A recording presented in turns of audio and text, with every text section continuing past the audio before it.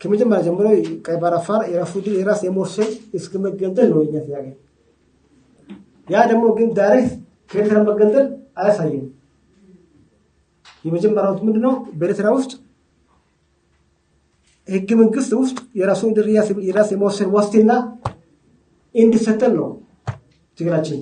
ያ ካልሆነ ግን ህዝቡ የተሻለው ነገር ይመርጣል። ግልጽ ነው።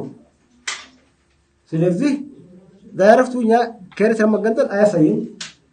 ግን በኤርትራ ህገ መንግስት ውስጥ የራሱን የራስ መወሰን እስከ መገንጠል የሚል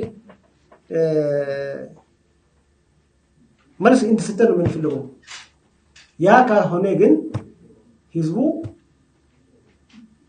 ይፈልገውን ሊመጥ ይችላል እና እሱ ወዲያው የኛ ጥያቄ ከኤርትራ መገንጠል አይደለም ትግላችን። መጀመሪያ እዛ ውስጥ መብታችን እንደ ክብር ነው እስከ መገንጠል። ያ ካልሆነ ነው ወደ ሌላ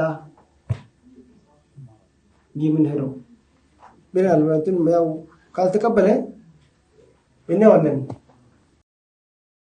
ዋናው ነገር የእግድ ስርዓት ከወደቀ ሁሉ ነገር ይፈታል። አፋር አንድ ይሆናል። ኢትዮጵያ ደግሞ የባህር በር ታገኛለች፣ በባህር ትጠቅማለች።